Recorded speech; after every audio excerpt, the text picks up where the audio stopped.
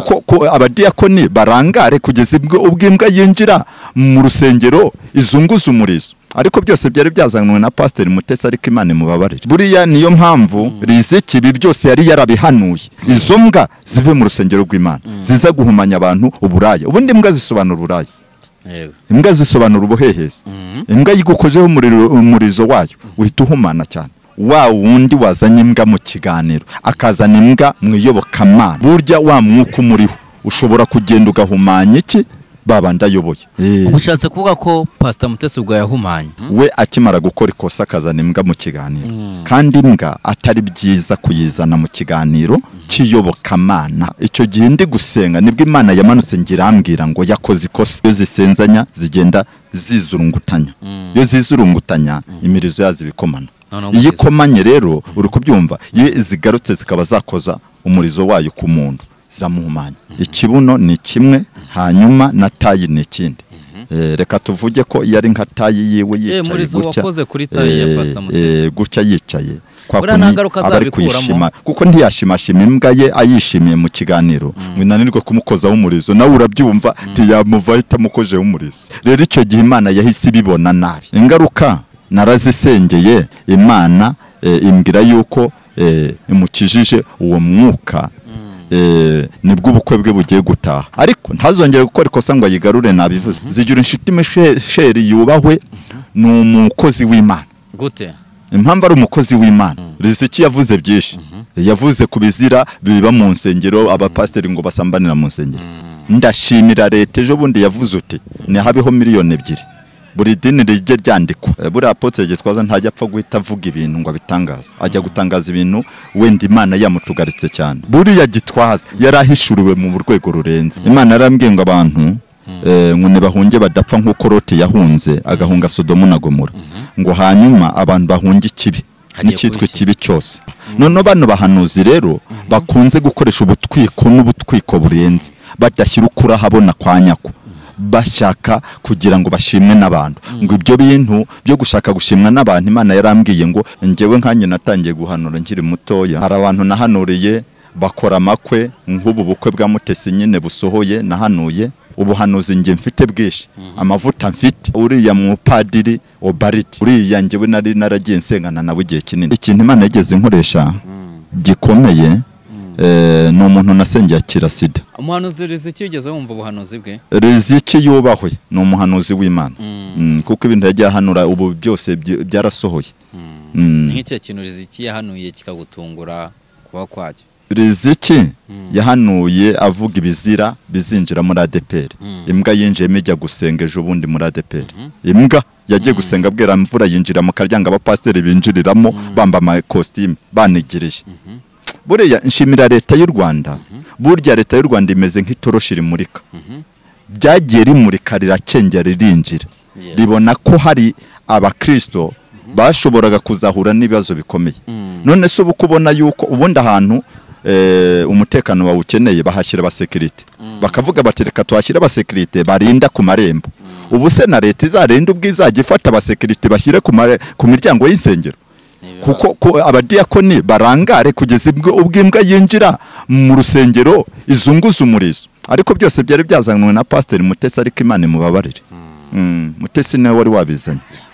Rero buriya niyo mpamvu Riziki ibi byose yari yarabihanuye ngo ikizira cy'umurimbuzi ngo kinjiriye ahera hahera, ngo hanyuma ngo abagaragara nk'abayobozi b'amatorero n'amadini bakomeye ngo bo hejuru ngo bararangaye. None se ubu ntibyagaragaye? Byaragaragaye. Rero bishaka kuvuga ngo Riziki ibintu yahanuye byose pe urebye Riziki n'umuhanuzi yemerwe n'ahari. Ariko icyo gihe ari guhanura ibyo ADPR uzi yuko yagendaga imuhagurukira. Burya umuntu witwa Sugira Steven, uramuzi? Sugira Steven ntabwo umuzi neza, ariko ubwo nimuvuga abantu bari kumwumva muri ADPR. N'umuntu witwa Zigira inshuti Michel arazwe. Zigira inshuti Michel yubahwe, ni umukozi w'Imana. Gute?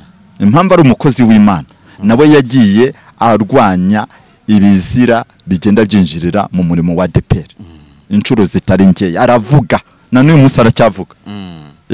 Rero bishaka kuvuga ngo narizi iki tumugarutseho. abo bantu ko ari batatu mvuze bubahwa aho bari. uretse Riziki niwe wahanuye ko imbwa zinja mu rusengero yonyine se gusa. Riziki yavuze byinshi, yavuze ku bizira biba mu nsengero, abapasiteri ngo basambanira mu nsengero. Riziki ahanura ku buhanuzi bw'abantu benshi batandukanye b'ibyaha bitandukanye bigaragara mu nsengero, kuko abapasiteri basambanira mu nsengero. Ibyo urumva itara ryamaze kumurika n'ubunini hahandi Imana byose yabishyize ku mugaragaro. Ariko ubu ngubu noneho uri kubyumva, ndashimira leta ejo bundi yavuze uti nihabeho 2 miliyoni ebyiri buri dini rijye ryandikwa. Uri kubyumva, nirimara kwibaruza none izi 2 miliyoni ebyiri bazitange, byibura aya mafaranga abe nk'umusoro wagira ibyo ukora no mu gihugu. Kugira ngo ucinge idini birasaba gutanga 2 miliyoni ebyiri. Hari 2 miliyoni ebyiri ugomba kubanza gutanga nabwo zidasubizwa. Hanyuma bakiga ku itorero, bakiga ku idini naho riri gukorera no mu kagari no mu murenge. Bamara kuryigaho bakabona ko bikwiye, babona ko bikwiye noneho rikemera kuba ryakomeza rigakorera aho rigomba gukorera, bitewe n'uburyo ki basanze ryujuje ibisabwa. Rero no kuvuga ngo iryo bazajya basanga ritujuje ibisabwa ntabwo byemera. Ikindi abayobozi bagomba kuba bayoboye iryo dini cyangwa urwo rusengero bagomba kuba barize teoloji kandi mu rwego rwo hejuru, kandi ari babiri, hari umukuru hari n'umwungirije. Rero ibyo byose bigomba kurebwa. Icyo bari gushaka gukora no kugira ngo haboneke, uri kubyumva, sekirite n'umuntu ufite ubwenge n'ubumenyi bwo kurinda imbwa kugira ngo zitinjira mu rusengero. Nicyo buriya nta kintu. Leta rero tuyishimire hubwo. Riziki ati wagipasitoro. Yego. Ko wakita umuntu igipasitoro. Riziki yavuze ibyo ngiyo mvugo yaba yarayikoresheje nabi. Nanone kubahuka abakuyoboye ntabwo ari byiza. Ntabwo uri pasitoro ngo uri igipasitoro ngo nubwo ngo harya ngo mwaranciye. Mbo jewe icyo nzi umukristo uba warayobowe neza akaba yarigiye ku birenge by'abatubanjirije ntabwo ashobora na rimwe gukora iryo kosa ngo avuge ngo wagipasitoro we. Niba hari aho yaba yaritwaye gutyo wenda mu gihe cye, uri kubyumva, icyo gihe wenda afite uburyo nawe ashobora kugera hakiyunga n'Imana akanayisaba imbabazi, ariko ntibiba bivuze ngo aciwe mu rwego rwa gihanuzi, kuko umuntu ashobora gucikwaho gakeya. Ese wowe ubona ariye mpamvu Riziki atagikora ibiganiro bya YouTube mbere ibiganiro bijyanye n'ubuhanuzi, kuki atakibikora? Mbo Riziki baramurwanyije bishoboka mu gihe cyiwe, baramurwanya cyane mu bihe bye, ariko muri uko kumurwanya kwe navuga ngo birangiye atsinze. None se ko umuhanuzi yemerwa ari uko ibyo yahanuye bisohoye? Ubu se ibyo yahanuye byose ntibisohoye? Byose byinshi birasohoye. Insengero zarafunzwe, amadini arafungwa amenshi, ariko hasigara ay'indobanure. Na n'ubu ishungura ry'Imana riracyariho. Ishungura ry'Imana riracyahari. Nese wagize ngo ishungura ryo kwandikisha buri dini kuri 2 miliyoni ebyiri wagize ngo ryo rirabasiga, ryo rirasiga izindi nsengero. Beho n'urusengero rumwe ngene ko mbibona. Azajya aba urusengero. Uretse uzabireba ndabihanuye. Hari igihe kizagera hakabaho urusengero. Habeho urusengero rumwe rwonyine usange ari rumwe ruzwe. Buriya nicyo bigenda byerekezaho. Ariko umwana w'Imana wese azaba afite ijambo ry'Imana yararibitse muri we. Umuntu w'Imana wese azaba afite ijambo ry'Imana, afite teoloji yuzuye muri we, mu muntu w'imbere, kuruta kugenda n'ibitabo gusa. Ubwo byashoboka ko habaho urusengero rumwe mu Rwanda hose? Ngo iki? Uretse no mu Rwanda hose no ku isi hose ntiryabaho se. Urusengero rumwe rwabaho. Bose abajya abantu bangana bati. Ubwo icyo tuba dushatse kuvuga, icyo gihe haba hariho ubumwe bw'itorero rimwe gusa cyangwa se idini rimwe, ariko abantu bari mu myemerere imwe yo kwemera Imana imwe yo mu ijuru, ariko idini warebukare ugasanga ari rimwe amadini menshi wenda bayafatiye umwanzuro. Yego. Ubwo ni inzaduka z'amadini, ari amadini amugani inzaduka wenda wabonaga biba bikwereye. Bo urebye burya aho kugira ngo nanone amahoteli n'amakabari n'ibiki n'amasoko n'ibiki byose bibe byinshi cyane, burya n'insengero z'abanyinshi, ariko uburyo byabaga birimo byarakajagari. Byarakajagari, ni nayo mpamvu rero burya umuntu aba akwiye gushimira na leta uburyo iba yarabikozemo neza. Umuhanuzi wita Solange waramwumvishe? Solange njya mwumva ariko ntabwo nakurikiranye ibigwi bye. sinzi rero icyo warushatse kumumbaza. nawe yigeze gukora ikiganiro nawe ari kuvuga ku buhanuzi. Yego. Ikiganiro navuga cyarebwe n'abantu benshi ku buryo kimaze kurebwa n'abantu bagiye ku 130 na bingahe mu minsi 5. Urumva bari benshi. Yewe icyo kiganiro aba yakoze abari benshi. Haba harimo insanganyamatsiko buri ikomeye yatumye bakireba. Nawe bivuga ko ari wahanuye ko insengero zigiye gufunga. Kanze nkumvishe. Yitwa Solange. Ni umwana w'umukobwa ubona gutya w'agakara. Yego. Ndamuzi. Mubangiza murahumana. Ngizo nsengero Imana ije kuzifunga. Imana yambwiye ngo mbabaze ngo ayo mazi mwirirwamo musengeramo, iyo misozi mwirirwamo musengeramo, ayo mazi adatemba n'ibyaha mukora, ntatemba n'ibibi mukora, akirirwa atembana amamodoka y'abantu, atembana amasezerano y'abantu, ngayo mazi bagiye kuyabakubitiramo, iyo misozi bagiye kuyibakubitiraho kubera yuko ari yitanze itegeko rivuye hejuru mu buyobozi.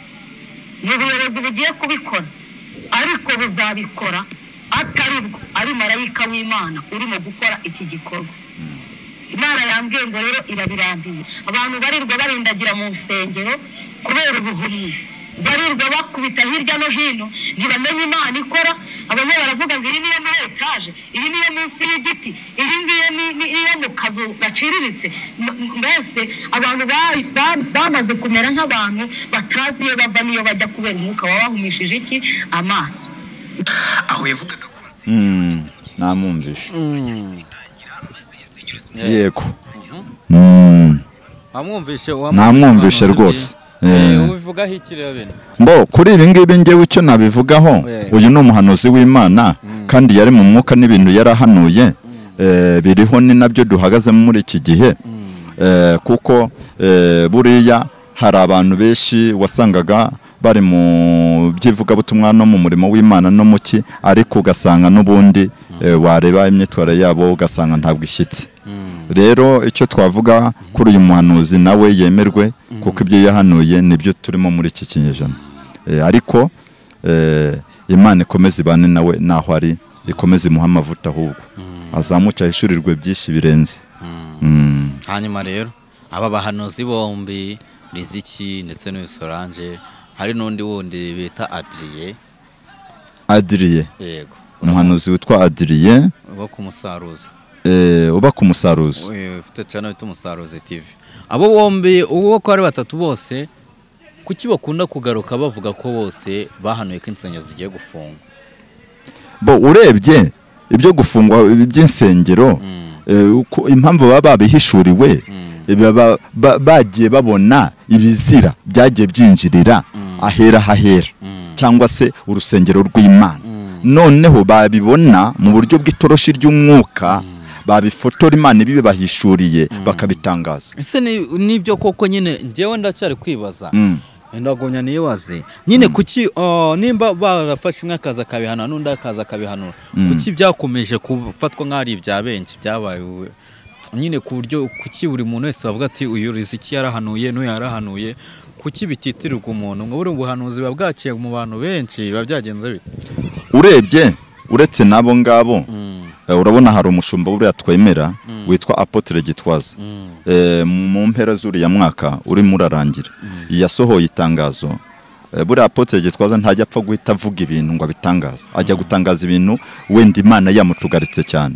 Yaravuze avuga ku bintu bijyanye n'abantu bambara ubupantaro b'abagore bubafashe cyane, hanyuma bagashaka kuza muri Zion Temple ngo kuza gukoramo umurimo w'Imana, abandi ngo bakaza basutse ibisuko birebire ngo baje gucuranga babyina basa naho wagira ngo urusengero barufashe nk'isoko. Byose aravuga cyane. Gitwaza Apotre ni Dr. Gitwaza, kandi urumva bari umuntu ufite ubwenge wagutse. Uriya turamwemera, buriya ni umuhanuzi mukuru mu gihugu hano. Rero bishaka kuvuga ngo bariya nabashumba babahishuriwe. Noneho abangaba babahanuzi bo uri kuvuga noneho bo bari hasi. Uri kubyumva nabahanuzi bo ku rwego rwo hasi. Ariko none ntanze urugero kuri Apotre Gitwaza kuko ari umushumba twemera. Buriya ajya kureba biriya bintu akabona ko atari byiza, akabacyaha afite n'ifuhe rikomeye, kuko icyo gihe asohora ikiganiro yagisohoye afite ifuhe rikomeye.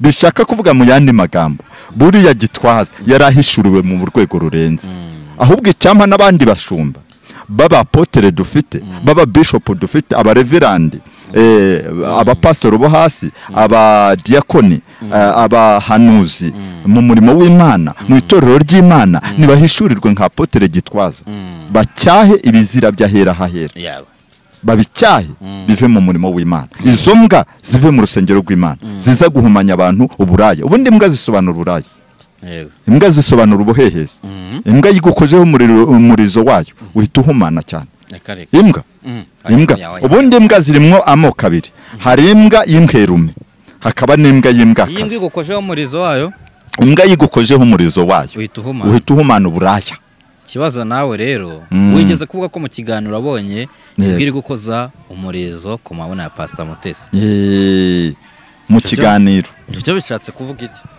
biriya bisobanura umwuka wuko wa wundi wazanye imbwa mu kiganiro akazana imbwa mu iyobokamana aba yakoze ikosa kuko n'abakristo be burya wa mwuka umuriho ushobora kugenda ugahumanya iki babanda ayoboye tukira aho ngaho ubushatse kuvuga ko Pastor Mutesi ubwo yahumanye icyo nshaka kuvuga mu yandi magambo we akimara gukora ikosa akazana imbwa mu kiganiro kandi imbwa atari byiza kuyizana mu kiganiro cy'iyobokamana buriya icyo gihe ndi gusenga nibwo Imana yamanutse ngirambwira ngo yakoze ikosa tukira aho ngaho imbwa nyine ifata umurizo uyukoza ku kibuno cyiwe kandi umaje kwa kimbwa igukojeho umurizo yego ibiguhumanyije umwuka kwa kundi imbwa uramana zisenzanya iyo zisenzanya zigenda zizurungutanya iyo zizurungutanya imirizo yazo ibikomana iyo ikomanye rero uri kubyumva iyo zigarutse zikaba zakoza umurizo wayo ku muntu ziramuhumanya icyo nshaka kuvuga urabona hari ukuntu umuntu aba afite tayi n'uburyo akozemo nibyo nashatse kuvuga hanyuma ikibuno ni kimwe hanyuma na tayi ni ikindi reka tuvuge ko yari nka tayi yiwe yicaye gutya yicaye abari kuyishima kuko ntiyashimashima imbwa ye ayishimiye mu kiganiro winanirwe kumukozaho umurizo nawe urabyumva ntiyamuva ahita amukojeho umurizo nuko rero biba bimeze rero icyo gihe Imana yahise ibibona nabi hanyuma buriya nta ngaruka azabikuramo ingaruka yagombaga kubivanamo narazisengeye hanyuma muri uko kuzisengera Imana imbwira yuko imukijije uwo mwuka nibwo ubukwe bwe bugiye gutaha ariko irambwira ngo iyo ataza afite ukuntu ashobora kuba yariyunze n'Imana kuko nyuma yakomeje gusenga Imana imbwira neza yuko imwishimiye rero bishaka kuvuga ngo ashobora kuba afite ukuntu yaba afite ibanga rye n'Imana akaba yariyunze nayo bituma Imana imugarura umutima buri afite ukuntu ashobora kuba yarayiterese Imana nyuma ariko ntazongere gukora ikosa ngo ayigarure nabivuze ntazayirukane niwe rwose hanyuma rero turi kusanga abagana ku musozo w'ikiganiro nubwo iminota mike tukifitemo yego iminota turacyafitemo nubwo atari myinshi cyane hanyuma turakora iki rero kugira ngo yego bano bahanuzi bari kuri social media b'ibinyoma bagabanyuke noneho tubashe gucagura abafite ubuhanuzi bwa nyabo njyewe Imana ikintu yambwiye Imana yarambwiye ngo abantu ngo bahunge badapfa nk'uko Loti yahunze agahunga Sodomu na Gomora ngo hanyuma abantu bahunge ikibi n'icyitwe kibi cyose ndavuga guhunga ibyaha guhunga ibyaha ntabwo ari uguhunga kundi no guhunga ibyaha umuntu wese agahunga icyaha none bano bahanuzi rero bakunze gukoresha ubutwiko n'ubutwiko burenze badashyira ukura habona kwa nyako bashaka kugira ngo bashimwe n'abantu ngo ibyo bintu byo gushaka gushimwa n'abantu Imana yarambwiye ngo be gushimwa n'abantu ahubwo ni bareke bashimwe n'Imana niki Imana yambwiye gusa nta kindi iki Imana ishaka nuko abantu bashimwa nayo kuruta uko bashimwa n'abantu ngo rero hari abantu benshi baba bashaka kugira ngo bashimwe n'abantu niyo mpamvu Imana yampaye ijambo nsorejeho riri muri Matayo ibice byaho 6 umurongo wa mbere ntimugakorere ibyiza kugira ngo abantu babashime ngo ubwo mujye mubikorera kugira ngo mushimwe n'iki n'Uwiteka Imana ishobora byose niryo jambo mbahaye niryo Imana yampaye ngo nzariha abantu yes reka byumve ndi kubyumva neza cyane yego ubwo ngo wenda byibuze ndaza kwibaza hari ikuntu tubona umuntu aje agakora ibiganiro yego akaza ubwa mbere ari gukora ikiganiro ari gusaba ikiganiro ari umuntu usanzwe Yego. ejo wundi ukabona araje avuga ati nsigaye ndi umuhanuzi.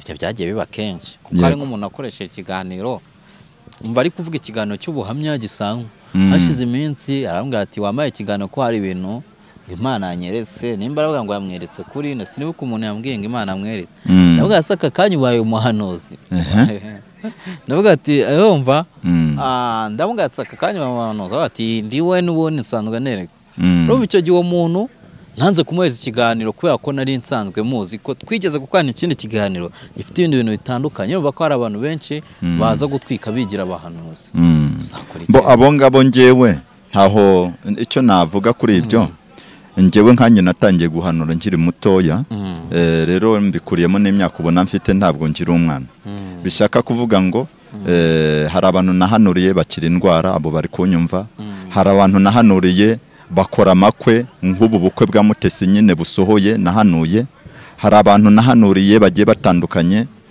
ibyo mpanuye byose bigenda bisohora hano no kuri social media mfite abantu nagiye ngera hano ndabavugaho beshi kandi bigahita bisohora ako kanya n'ingero sinshaka kuzitanga ariko barahari beshi bari kunyumva ibyo nagiye mpanura kugira ngo umenye ko uri umuhanuzi cyangwa kugira ngo umenye ko uzavamo umuhanuzi byagenze gute ngewe nige ku birenge by'abambanjirije mu mwuka umuntu witwa Gatabazi Meshaki yarazwe mu gihugu Gatabazi Meshaki uriya wagiye hanura inshuro nyinshi cyane na mbere y'intambara na nyuma y'intambara hose akomeza guhana n'uyu munsi n'umuhanuzi uriya n'umuhanuzi mukuru mu gihugu twemera Gatabazi Meshaki rero ngewe nakira Yesu nk'umukiza wanjye icyo gihe ndabyibuka muri ADPR icyo gihe Gatabazi Meshaki najyaga njya mu biterane arimo hanyuma ibiterane yakoze byose Gatabazi Meshaki yubahwe rero ubuhanuzi nge mfite bwishi amavuta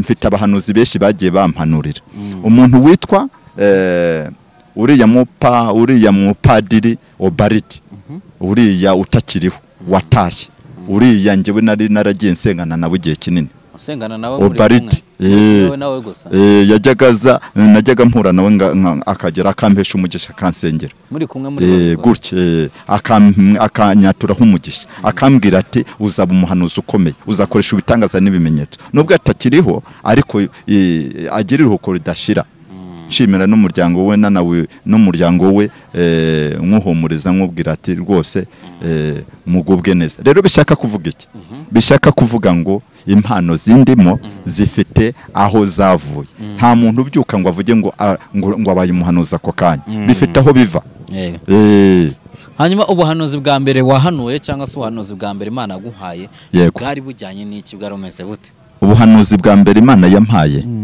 kuri jye nyine hahandi nyine uvuga ati ubuhanuzi bwa mbere nahanuye bwari bwerekeye njyewe ndibuka ikintu Imana yageze nkoresha gikomeye ni umuntu nasengeye akira sida akira sida icyo gihe namusengeye musanze mu butayu 12 kwa Masasu hariya yagiye gusenga hanyuma hari muri 2010 uwo muntu atuye hano Gikondo ariko sinjya mbavuga amazina mba narakoreshejwe ibitangaza byinshi rero nk'uwo n'ubari kunyumva live yarakize waragira mbwa ati warurwaye sida Imana inyetse ko ikize aryamye mu byatsi muri jaride yaje gusenga ari gutuma amasazi icyo gihe rero yarameze nabi byuririza ari byinshi cyane waragiye usanga yaje gusenga hariya amasasu 12 ari gutuma amasazi ari ahantu mu kajana uriko byumva umubiri waratemwe ubona ko afite ibibazo byinshi aharyamye ubona nta buzima wavuga ngo igihe cyo gutanga yego ariko Imana irambwira ngo dore urarwaye Imana imaze kumbwira ngo urarwaye birangira Imana imbwiye uti uriko byumva mubwire yuko mukijije sida icyo gihe arayikira rero uyu munsi wa none ni muzima cyane nta nubwo ari we tuba dufite abantu benshi twagiye dusengera Imana idukoresha iby'ubutware byinshi byagiye bisohora n'ibyinshi mbona ubuhanuzi bundi navuga hari abantu bageze muri 7 bahuye n'umubare w'Imana w'umwuzuro w'ubumana nasengeye barabuze imbyaro ndabasengera hanyuma babana n'abagabo imyaka 10-15 imyaka 5 barabuze urubyaro n'abadogiteri barababwiye ati rwose ati ibyanyu rwose dore bimeze gutya nta bana muzabona ariko uyu munsi wa none bagiye bafite abana mu ngo zabo abo bantu barahari uri kubyumva nasengeye rero ndashima Imana yuko babonye iki ingo hari abantu b'abakobwa bari baragumiwe barabuze abagabo hari n'abagore bari barabuze imbyaro nasengeye babona iki babona abana ibyo n'ubuhanuzi byose yego abo barindwi se basenye bari kumwe icyarimwe oya buri wese yaza gukwiwe ababaye arira ku giti cye hanyuma Imana ikambwira ngo mubwire ko muhaye umwana noneho afite nk'imyaka 5 cyangwa 10 abana n'umugabo barabuze urubyaro uyu munsi wa none baratuye bari mu ngo z'abantu mu gihugu bari benshi wagiye ugezaho ibyiza byinshi cyane mu buryo bukomeye Imana agiye nkoresha iby'ubutware cyane byiza cyane birashimishije ibyo rero twe ntitubyirata ahubwo turarata Kristo Yesu wabiduhaye tukarata Uwiteka Imana ishobora byose ariko n'abandi banyumva nimero zanjye ngiye kuzivuga nzajya mbafasha cyane nimero yanjye ni 0783 497 94 ndayisubiramo 0781 497 94 Tigo yanjye ni 0725 410 353 0725 410 353 rero ku bakunzi batwumvaga izo nizo nimero zanjye ariko sinjya mva mu kiganiro ndasenze ngiye gusengera abantu twa turi kumwe kugira ngo amavuta y'Imana akomeza babeho abakeneye kubohoka nkabo babanyifuza nk'umushumba kugira ngo mbafashe abari mu bihugu by'amahanga bari hano hafi njya sengera abakobwa bagumiwe nabivuze bakabona urushako abasore bagumiwe n'abasore baragumirwa kuko nabo hari gihe babaruga ugasanga umusore yarazinzwe nawe reka rero dusenga Imana dusengera abantu bose bari kutwumva bari hano mu gihugu cyacu bari ku bihugu by'amahanga aba diaspora bose batwumva rero Imana ibane namwe kandi Imana bagire neza witwa Uwiteka Imana nziza witwa Uwiteka Imana ikomeye mu izina rya Kristo Yesu nsengera abantu bari kutwumva hano mu gihugu cyacu ndasengera abantu bari mu bihugu by'amahanga aba diaspora bose abari muri bihugu bya Afrika byose bigose ku Rwanda mu izina rya Yesu ndavuga Burundi ndavuga Tanzania ndavuga Uganda ndavuga Kongo ndavuga ibi bihugu byose bya Afrika nibi byose ndabisengeye umuntu wese uri kunyumva ukurikiranye cyano siri mu Jesus mu izina rya Yesu ndategetse kubohoka ku muntu wese unyumva ndasenze rero kugira ngo buri muntu wese unkurikiranye arusheho kugubwa neza kandi arusheho kubohoka abapfumu n'abarozi batsindwe mu izina rya Yesu abari babohewe amasezerano yabo abohoke mu izina rya Yesu ndagushimye ko amakwe yabesha agiye kufunguka ndagushimye ko abantu benshi bari bakeneye kubona Imana bagiye kuyibona mu izina rya Yesu inimero ni yayindi 0783 497 94 06 0783 497 94 6